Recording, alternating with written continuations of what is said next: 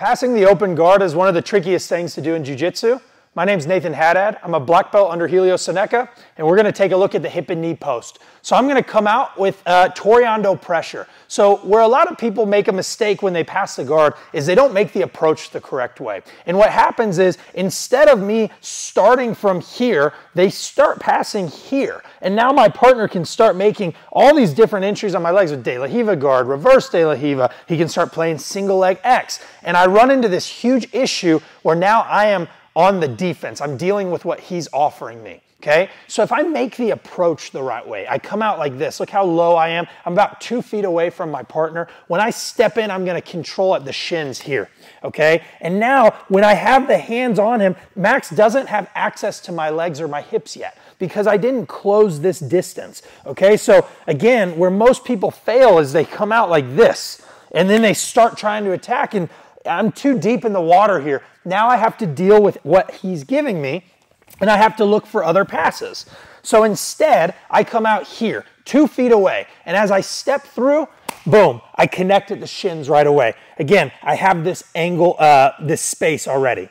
Now, the first motion I need to do is I need to create a strong angle to my left to put Max's guard on a breaking point. So it's gonna look like this. As I come out, I make this angle here. You'll notice I have my left leg in line with Max's shoulders, and my right leg is down here by his hips. I have this strong angle here to make Max already have to have some defense to his guard. If Max did absolutely nothing here, it'd be super easy for me to just drop right into side control, okay? So what's naturally gonna happen? When I come out and I connect, I make my strong angle, Max is gonna favor a side. He might even start hipping away a little bit. And if he does, my right hand's gonna go to his hip and my left hand's gonna go to his knee. I go just like this, hip and knee. Now, my hand position here is one of the most important things. My right hand, my fingers are pointed out like this. And my left hand, I'm making a C grip around his thigh, okay? So I have a hip and a knee, and again, I'm on this side angle. Now, what I'm gonna look to do here is run the circle. So I wanna point Max's knees away from me, okay? Where most fail on this is they start running the circle from here, and their partner easily throws a leg over their shoulder and now regains their guard, hips in, and we start back in neutral. So as soon as I create this angle, I'm gonna put my head down on my hand like this. And now, if Max tries the high leg, it's almost impossible.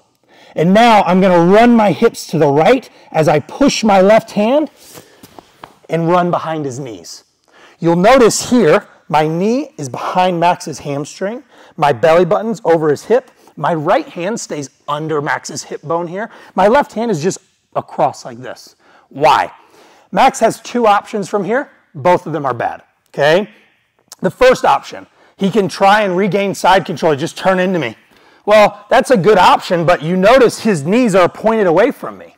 So as Max starts to turn and face me, I'm gonna easily be able to hold him and score from here on my guard pass, because it's gonna take time for him to square his hips and then hip away and point his knees back to me. So that's an easy 3-point pass if we need one. Max can also turn and run. And where most people fail on this is they do the hip and knee post, and when Max turns and runs, they let him turn at this rate and sit right back to guard. What I like to do here, and I think changes it, when I go hip and knee post, I keep my right hand as a nice tight waist under his hip. So as Max goes to run, I can control the rate at which he turns. And so when he turns fast, now I can make connection. I can go chest to back, throw my knee through, and take his back easily off of my guard pass. So not only did I pass his guard, I also took his back when he made the incorrect decision. Okay, so that's all gonna be from our hip and knee post. We come out, catch at the shins, look at the distance. I can't start here and try to approach. I approach from here. 1, 2. I immediately go hip and knee, my head goes down to my hand, and I run the circle. Run, run, run, run, here. Okay, again, if Max tries to bail, I control his turn. As he comes up, I punch in a seatbelt grip, switch my hips, and I finish on the back, okay? My coach, Helio Seneca, always told us, when you pass somebody's guard with this pass, you want to land like an airplane lands. So rather than getting here and dropping to my knees, I want to run the circle and I want a slow descent. So if you watch my hips, I run, run, run, run, run, slow descent. That allows me to control myself and get my hips over my partners. So, come back. Sometimes we run into our hip and knee post and our partner gives us a problem. And the problem can be many different things. The first one that I see when I go hip and knee is my partner's not allowing me to pin this knee as strongly as I'd like. So when I come out and I make this angle, I can't get the knee to the floor. When Max gives me this option, I'm gonna take my left hand and I'm gonna tap the top of his knee and my right leg's gonna come in front. I put my knee across his belly. From here, it's an easy thing to lace his head, come underneath his elbow, and start walking everything into mount, and finish in a mounted position.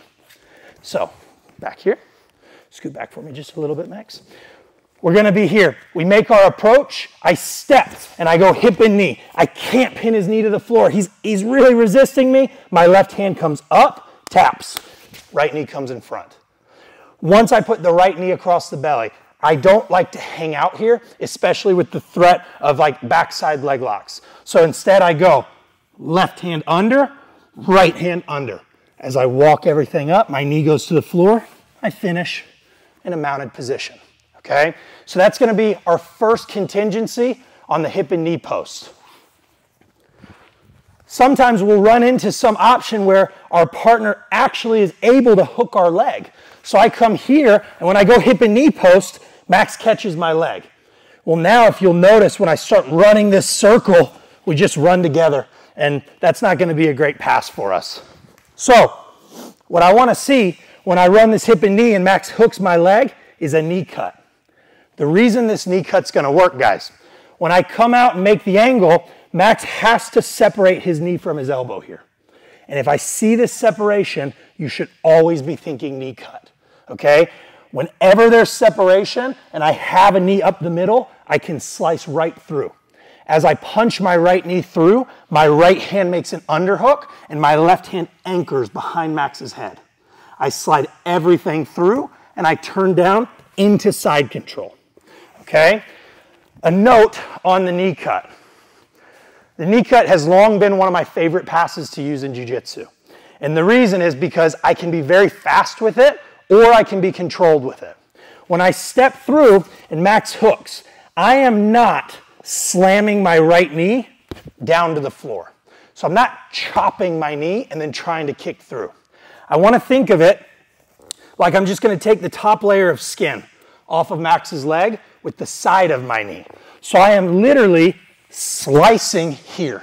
It's a slice, not a chop. What you have to have on any knee cut is an underhook. If I lose the underhook, I give up my back. And now that's a bad day. So when I make my angle, 1, hip and knee, 2, there's my space. I punch the underhook and I punch my right knee. Here, I go ribs to ribs. My right hand's pulling. My left hand anchors so that Max doesn't push across my face and just push me over. My left hand anchors behind his head, so if he tries to push me, I have much more stable base.